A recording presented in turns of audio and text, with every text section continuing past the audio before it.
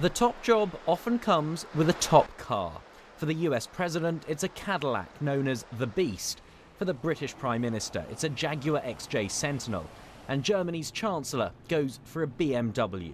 Custom-built, armoured and luxurious.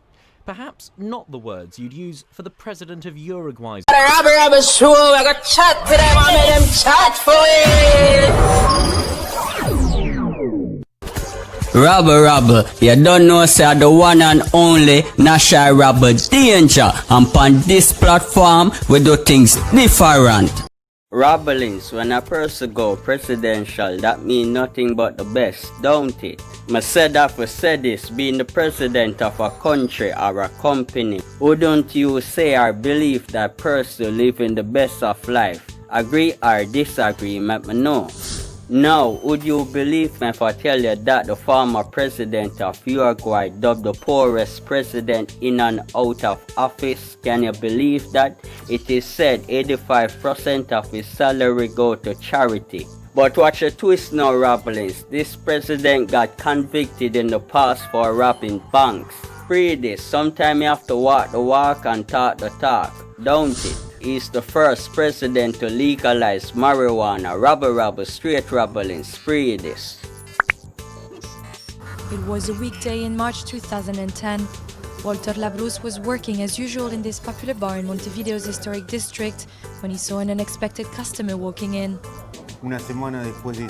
A week after taking office, Mujica came in to have lunch. The president sat down with 2 government aides and ordered Creole beef and some wine. There was no security in sight. It's not every day that you see a president who eats at a bar. He must be the only one in this country, and I think in the world. He is modest, a normal person, like me. El Pepe, as he's affectionately known in Uruguay, had always led a humble lifestyle and continued to do so as president. He shunned the presidential residence, preferring instead to remain on his small farm in a rural area of Montevideo.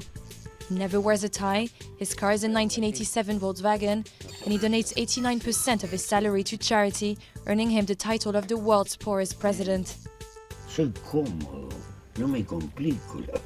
I'm living comfortably. I don't want to complicate my life. I'm not making the case for poverty, or say the world should go back to the Stone Age or anything like that. I'm against frivolousness and silliness. A former guerrilla fighter, Mujica was captured in 1972 and spent 14 years in prison until the end of the dictatorship. He used much of his presidency to advocate international peace and human rights. He welcomed Syrian refugees and said Uruguay was ready to accept 6 detainees from the US Guantanamo prison. But he will be especially remembered for making Uruguay the first country in the world to legalize the cultivation, sale and use of marijuana in an attempt to undermine illegal drug trafficking. If I say no and create mystery, it's guaranteed that they'll try it. All that is forbidden is attractive. Though Mujica is credited with bringing international fame and prestige to the small and often forgotten Latin American nation, his efficiency as a doer has sometimes been questioned, particularly in the education sector where he failed to implement promised reforms.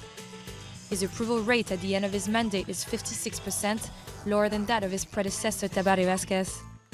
The problem of Mujica is that he promised too many things that he wasn't able to fulfill. If one goes over Mujica's 5-year government, one would say that he did little or nothing. Mujica says he has no intention of running for president again, but he has another project in mind: turn his farmhouse into a school to teach poor children from rural areas, continuing on a small scale a plan that was difficult to implement nationwide. José Mujica is a real handyman about the house. He's not a man that enjoys a life of luxury, and most of the time is accompanied by his loyalist friend, Manuela, a 3-legged dog. But José Mujica is also the president of Uruguay and has been dubbed by the international media as the poorest president in the world. This is the house of the president of Uruguay. It is located just outside the capital of the country, Montevideo, in this rural area just next to small farmers. This is a place that contrasts so much that it is only guarded by these 2 police officers who are just outside the house. This is quite a contrast from the lifestyle of many world leaders. The BBC was granted rare access to the president's residence. They say I am the poor president. No, I am not a poor president. Poor people are those who always want more and more. Those who never have enough of anything. Those are the poor, because they are in a never-ending cycle and they won't ever have enough time in their lives. I choose this austere lifestyle. I choose not to have too many belongings, so I have time to live how I want to live. In President Mujica's latest official declaration of wealth, he says he owns just 2 vehicles, a small amount of property and his farmhouse. He also donates 90% of the salary, $12,000 a month, to charity. His car is one of his most valued possessions. I may appear to be an eccentric old man, but do allow me to express myself. When world leaders talk about sustainable development, what is that growth based on? It's based on pushing people into mass consumption, but then you face an economic crisis like the one we see today. Mr. Mujica was a member of a leftist Uruguayan guerrilla group in the 60s and 70s. The legacy remains with him, 6 bullet wounds in his body.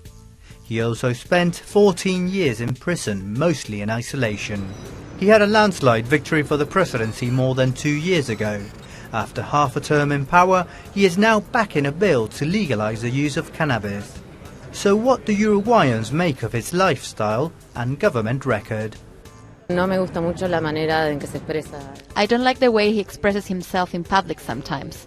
There are certain rules that you have to follow to be president. For people like me, from the lower middle class, he is at least somebody we can identify with. Whether he's a good leader or not depends on what he does as a president, not on his austere lifestyle.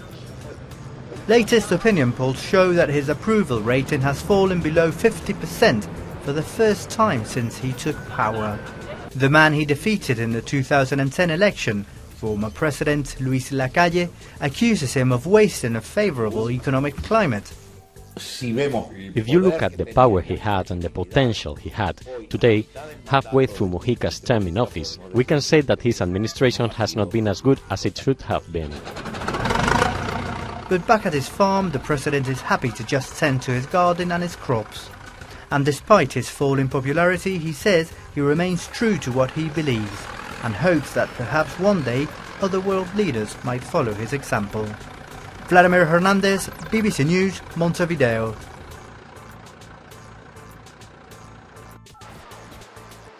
The top job often comes with a top car. For the US president, it's a Cadillac known as the Beast. For the British Prime Minister, it's a Jaguar XJ Sentinel. And Germany's Chancellor goes for a BMW. Custom-built, armoured and luxurious. Perhaps not the words you'd use for the President of Uruguay's vehicle. This, a 1987 VW Beetle. But José Mujica says an Arab sheikh has now offered him $1 million for the car. It's an offer that's amused people in the South American country. At first I thought it was funny to offer so much money for a Beetle. I do not think he needs it, but if he wants to sell it and the car is on sale, let him take advantage of it. The car became a symbol of the leader's austere lifestyle. When he became president in 2010, he said it was all he owned. Even the rundown farm he lives on was in his wife's name. Some think his car could fetch even more if it went to auction. Auctioning that car would mean a large sum of money. As I said, that car could be worth more than 10 trucks. President Mujica, popularly known as Pepe, says if he got money or trucks, he'd give them away. The man once nicknamed the poorest president in the world now seems to be sitting on, or in, a little treasure trove. Rabble Rabble, no fear for tell them say you hear it, so remember for like, share and subscribe. Straight Rabblings.